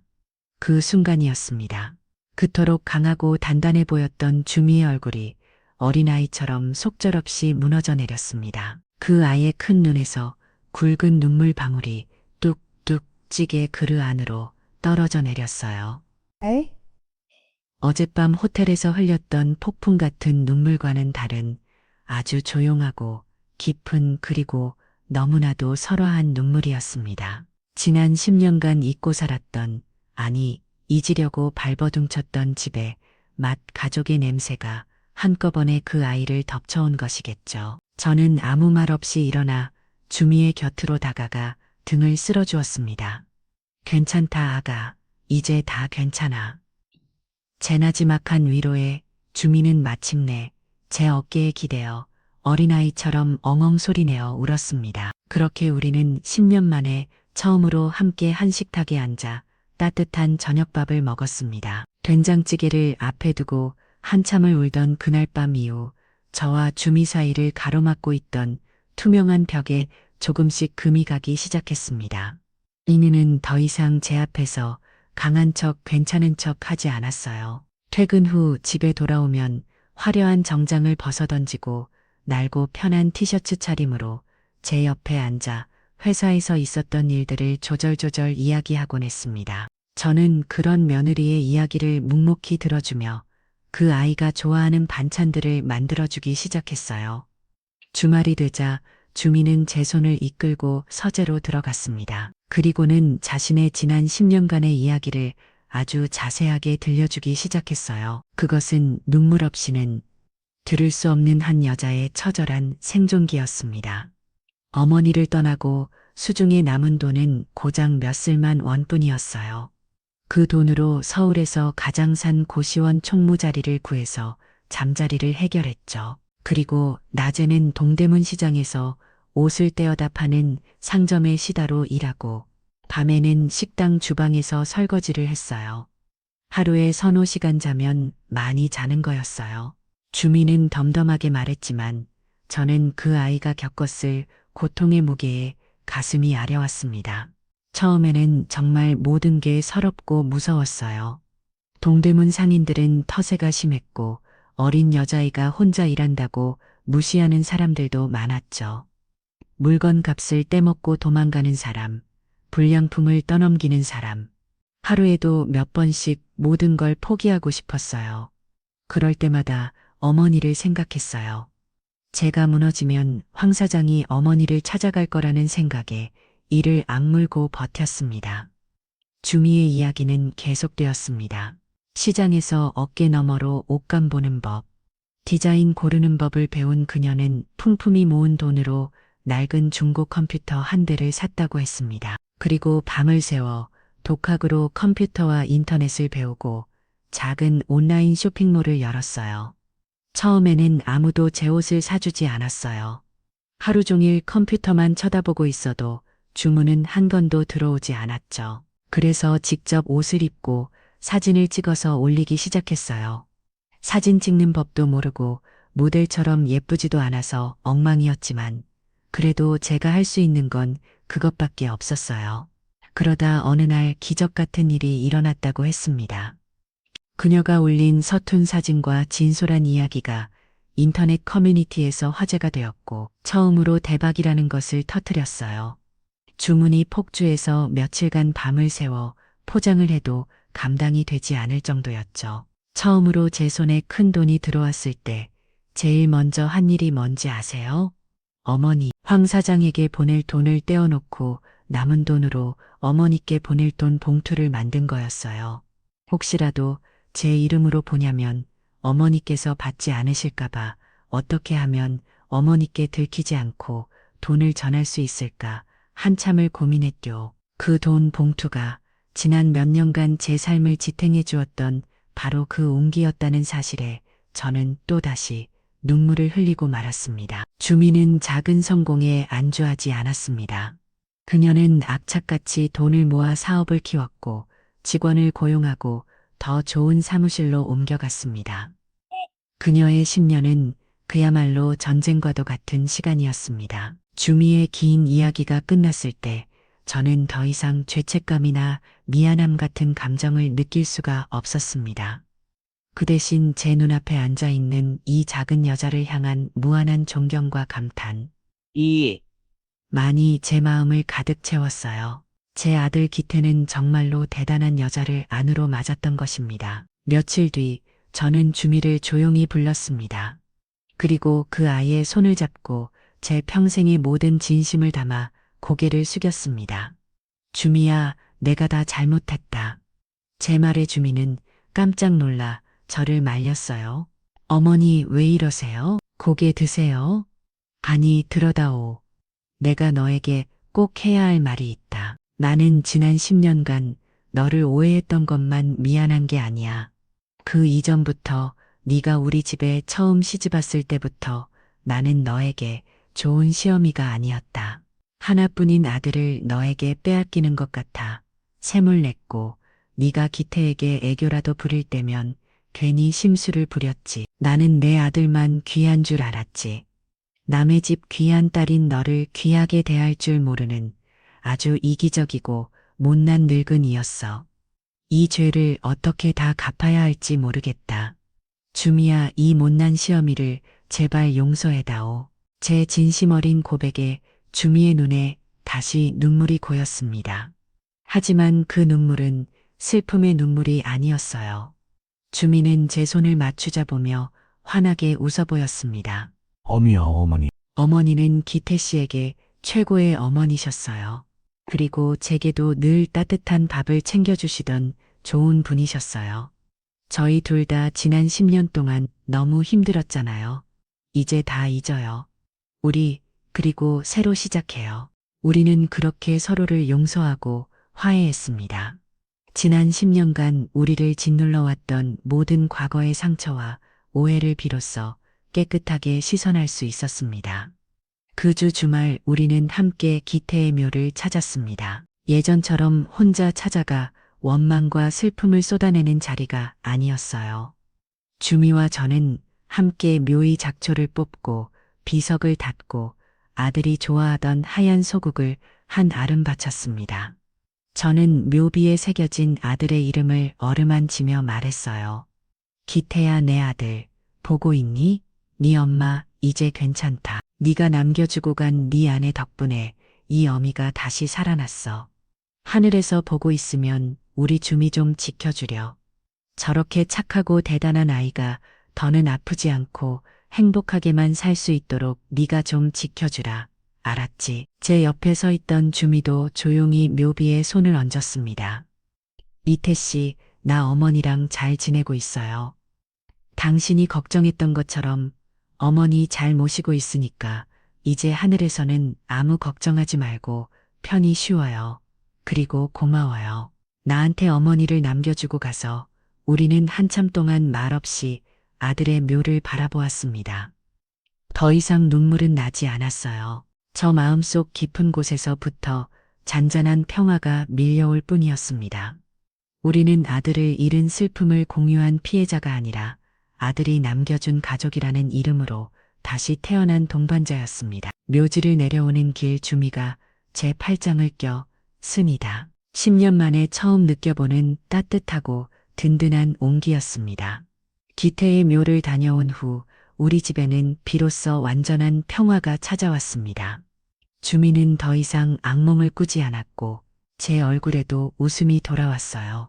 주미는 아침마다 제 건강을 챙겼고 저는 그런 며느리를 위해 정성껏 저녁밥을 차렸습니다. 세상의 모든 평범한 모녀들처럼 우리는 소소한 일상을 공유하며 서로에게 없어서는 안 될 존재가 되어갔습니다. 하지만 시간이 흐를수록 제 마음 한구석에는 새로운 불안이 싹트기 시작했습니다. 주미는 국내 최고의 여성 의류 쇼핑몰 CEO로서 하루하루 눈꽃을 새 없이 바쁜 나날을 보내고 있었어요. 그런 며느리를 위해 성공이 자랑스러우면서도 저는 이따금씩 제가 이 집에 어울리지 않는 날 금가구처럼 느껴졌습니다. 주미가 벌어다주는 돈으로 편안하게 사는 제 자신이 마치 쓸모없는 짐이 된 것만 같아 마음이 무거웠어요. 주미가 퇴근 후 피곤에 지쳐 소파에 쓰러져 잠들 때면 저는 그 아이의 무거운 어깨를 주물러 주면서도 내가 저 아이에게 해줄 수 있는 것이 이것밖에 없나 하는 생각에 자극감이 들곤 했습니다. 그러던 어느 날 밤이었습니다. 주미는 평소보다 훨씬 더 어두운 얼굴로 퇴근했어요. 회사에 무슨 일이 있냐고 물어도 그저 괜찮다는 말만 반복할 뿐이었습니다. 며칠 뒤 저는 박 사장과의 통화에서 그 이유를 알게 되었습니다. 최근 주미의 회사에서 야심차게 내놓은 신상품 라인이 소비자들에게서 외면받고 있다는 것이었어요. 디자인은 훌륭하지만 원단의 질이 떨어진다는 평가와 함께 젊은 세대의 취향만 따라가다 보니 정작 구매력이 있는 중년 여성들의 마음은 사로잡지 못했다는 것이었죠. 그날 밤 주미는 커다란 도면과 수십 개의 옷감 샘플들을 거실 바닥에 펼쳐놓고 한숨을 쉬고 있었습니다. 저는 조용히 그 아이의 옆에 다가가 앉았어요. 그리고는 바닥에 널린 옷감 샘플 하나를 집어들었습니다. 평생을 시장에서 옷감을 만지고 옷을 수선하며 살아온 제 손끝은 그 옷감이 얼마나 값하고 보잘을 꺼남는 것인지를 단번에 알아챌 수 있었어요. 주미야, 내 어머니, 이런 옷감으로 만든 옷은 아무리 디자인이 좋아도 사람들이 사지 않는 법이다. 옷이라는 건 말이다. 몸에 직접 닿는 것이기 때문에 무엇보다 감촉이 중요하고 내구성이 좋아야 해. 그리고 요즘 젊은 아이들 눈에만 예쁜 옷을 만들어서는 안 된다. 진짜 돈을 쓰는 사람들은 바로 나 같은 아줌마들이거든. 우리 같은 사람들은 유행을 따르는 옷보다는 10년을 입어도 질리지 않을 좋은 품질의 옷을 원한다. 제 말에 주미는 고개를 들어 저를 멍하니 바라보았습니다. 그 아이의 눈이 무언가를 깨달았다는 듯이 반짝이기 시작했어요. 다음 날 주미는 제 앞에 아주 진지한 얼굴로 앉았습니다. 그녀의 손에는 서류 한 장이 들려 있었어요. 어머니, 저 어머니의 도움이 필요해요. 주미는 제 앞에 옷감 샘플과 디자인 시안들을 펼쳐놓았습니다. 어머니, 저는 물건을 팔고 회사를 운영하는 데는 자신이 있어요. 하지만 저는 어머니처럼 좋은 옷감을 한눈에 알아보는 눈도 없고 어떤 옷이 사람을 진짜 편안하게 만드는지에 대한 지혜도 없어요. 어머니, 이 집에서 그냥 쉬고 계시는 손님이 아니라 제 회사의 파트너가 되어주세요. 저희 회사 품질관리 총괄 이사님으로 어머니를 모시고 싶습니다. 저는 깜짝 놀라 손사래를 쳤습니다. 내가 뭘 안다고, 나는 글도 잘 모르는 늙은이야. 아니에요. 어머니는 누구도 가지지 못한 경험과 지혜를 가지고 계세요. 부디 제 부탁을 들어주세요. 어머니의 도움이 지금 저에게는 절실하게 필요해요. 면을 위해 간절한 눈빛을 외면할 수가 없었습니다. 그렇게 저는 제 나의 이름을 바라보는 나이에 오영숙 이사님이라는 새로운 이름으로 면을 위해 회사에 첫 출근을 하게 되었습니다. 사무실의 모든 것이 낯설고 두려웠습니다. 젊고 똑똑해 보이는 직원들 사이에서 저는 외계인처럼 느껴졌어요. 하지만 제 앞에 불량 샘플이 놓이는 순간 제 안의 모든 두려움은 사라졌습니다.